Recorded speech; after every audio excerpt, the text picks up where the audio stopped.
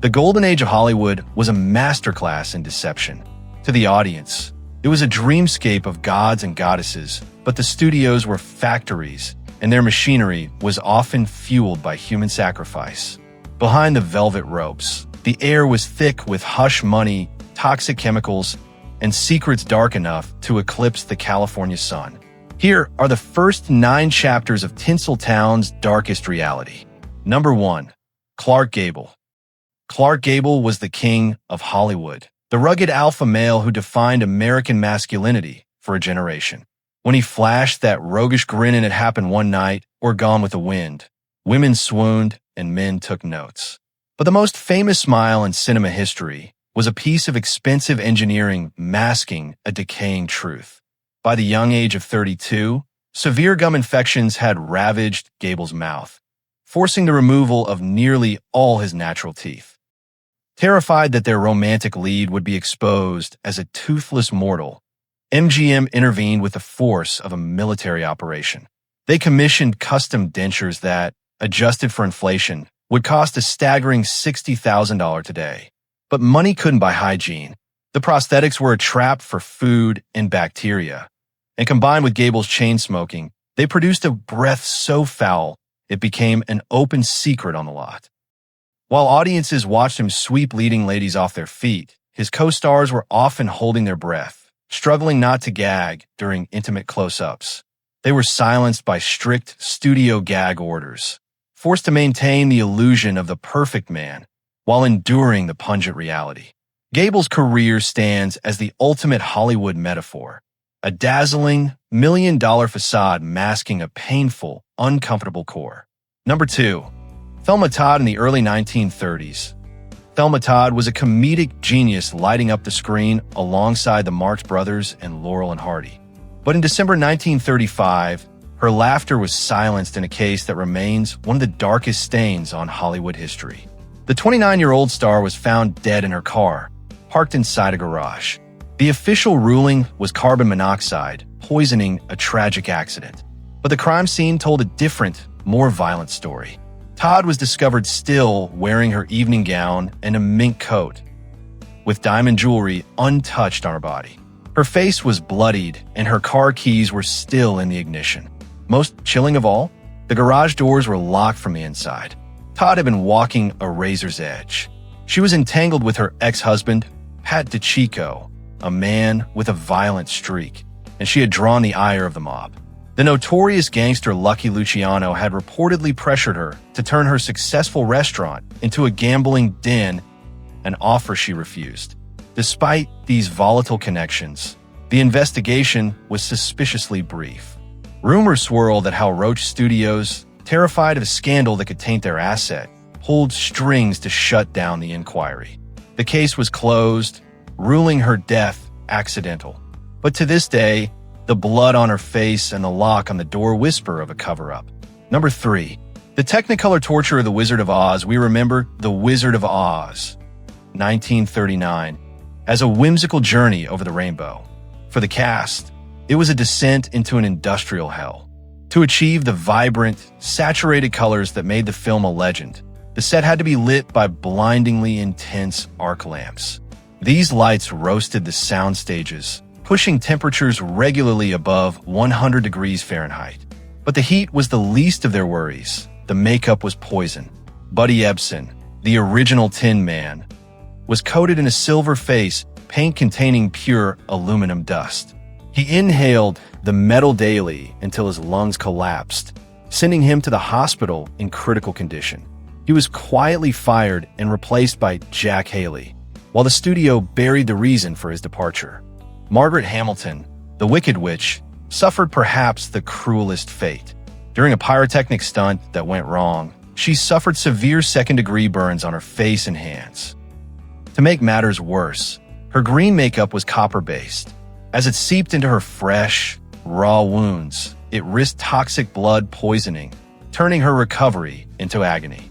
Actors signed waivers acknowledging risks of blindness and skin damage, practically signing away their health for a paycheck. The magic of Oz was built on the broken bodies of the people who inhabited it. Number 4. The Curse of the Misfits. The 1961 film The Misfits was conceived as an artistic masterpiece, written by Arthur Miller for his wife, Marilyn Monroe. Instead, it became a cinematic funeral home, filmed in the roasting 110 degrees Fahrenheit heat of the Nevada desert. The production destroyed its legends. The set was a pressure cooker of dysfunction. Monroe was in a free fall of addiction and depression, her marriage to Miller disintegrating in front of the crew. Montgomery Clift, once a golden boy, was a trembling shell of himself, ravaged by pain and alcohol after a disfiguring car crash years earlier. Director John Huston added to the chaos, often abandoning the shoot to gamble away the budget in local casinos. And then there was Clark Gable. At 59, the king insisted on performing his own stunts, allowing himself to be dragged by horses and thrown around in the blinding heat. It was too much. Just days after filming wrapped, Gable suffered a massive heart attack and died. Many blamed the grueling production for killing him. Monroe, devastated and spiraling, died of an overdose a year later. Clift followed them to the grave soon after. The Misfits captured the real-time disintegration of Hollywood's icons, a cursed production where the despair on screen was all too real. Number 5. The gritty end of Alfalfa Carl. Alfalfa. Switzer was the face of childhood mischief, the freckle-faced troublemaker of the Little Rascals. But Hollywood has no use for child stars who grow up. As an adult, Switzer struggled to find work, drifting into obscurity and taking odd jobs, including bartending and training hunting dogs. His life ended not on a red carpet, but on a dirty floor over a dispute about $50. In 1958, Switzer agreed to help an acquaintance, Moses Stilts, recover a lost hunting dog. After the dog was returned, Switzer demanded a cash reward to cover his expenses. The dispute boiled over at Stilts' home days later. Drunk and angry, Switzer allegedly banged on the door, demanding his money. A fight ensued. Stilts claimed Switzer struck him and pulled a knife, prompting him to shoot the former child star in the groin. Switzer bled to death before he reached the hospital. He was just 31. The shooting was ruled justifiable self-defense, though witnesses gave conflicting accounts, with some suggesting Switzer may not have been the aggressor. It was a sordid, undignified end for a cultural icon bleeding out over pocket change, a final, tragic pratfall that nobody laughed at. The rod in Hollywood's golden age didn't stop at the bottom of the ladder. It reached the very top, where genius and madness often drank from the same bottle. As we peel back the layers of the past, we find that the studios didn't just film stories, they buried them. Number 6, Howard Hughes. Howard Hughes stands as a titan of aviation and film, but his tenure in Hollywood revealed a mind slowly being consumed by obsession. Nowhere was this clearer than in his fixation on Jane Russell during the 1940s production of The Outlaw. Hughes wasn't just directing a star, he was trying to engineer her anatomy. Dissatisfied with how Russell's figure registered on camera, Hughes applied the principles of aerodynamics to women's lingerie.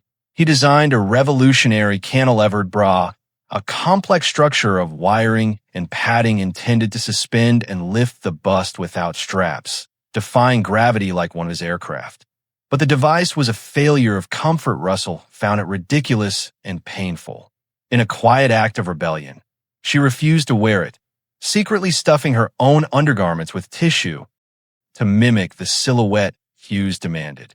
The eccentric billionaire, lost in his blueprints, never noticed the deception. But Hughes's need for control was pathological. As the owner of RKO Pictures, he treated actresses like biological specimens. He kept creepy, detailed dossiers on every female contract player, cataloging their measurements down to the fraction of an inch. A woman's career could be made or destroyed by a fluctuating waistline. As his mental state deteriorated, the tycoon retreated into a germ-phobic exile, wearing empty tissue boxes on his feet and communicating only through scribbled notes, refusing to face the very empire he ruled. Number 7. Superman in the 1950s. George Reeves was invincible to millions as TV Superman. But on a June night in 1959, the Man of Steel was found dead in his bedroom, a gunshot wound to the head. The official verdict was suicide, but the crime scene read like a bad script filled with plot holes. Reeves was found upstairs while his fiancée, Leonore Lemon, and a house full of guests party below. The timeline was damning. The guests waited a staggering 45 minutes after the gunshot before calling the police. The physical evidence was even stranger. The shell casing was found underneath Reeves' body, a near impossible position for a self-inflicted shot, and the gun itself bore no fingerprints. Fresh, unexplained bruises marred his body, hinting at a struggle. Reeves was not a man looking for an exit. He was planning his wedding and a career comeback. The dark rumor mill pointed to his recent breakup with Toni Mannix, wife of the brutal MGM executive Eddie Mannix, a man with deep mafia ties. Was Superman silenced by a jealous husband or a spurned lover? Despite the red flags, the LAPD closed the case, leaving the truth buried in the Hollywood Hills. Number 8. Judy Garland. To the world, Judy Garland was the innocent Dorothy Gale, skipping down the yellow brick road. To MGM, she was a product that required brutal refinement. At just 16, studio executives deemed her too chubby and subjected her to a regime that amounted to torture. Garland was placed on a starvation diet of chicken broth, black coffee, and cigarettes to kill her appetite. To keep her functioning through 72-hour work weeks, studio doctors pumped her full of amphetamines for energy, then dragged her down with sleeping pills when the camera stopped.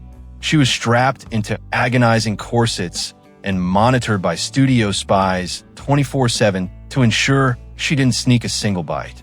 This wasn't just discipline. It was the systematic dismantling of a human being. The constant message that she was never good enough shattered her psyche and hooked her on a cycle of addiction that would haunt her until her premature death.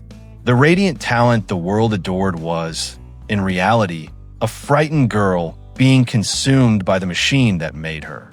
Number 9. John Barrymore's John Barrymore was the patriarch of a legendary acting dynasty and a notorious hedonist. But his most famous performance reportedly took place after his death. When Barrymore died in 1942, his eccentric friends, led by director Raoul Walsh, decided a standard funeral was too boring for such a wild spirit. In a macabre prank that became Hollywood folklore, Walsh allegedly borrowed Barrymore's corpse from the funeral home.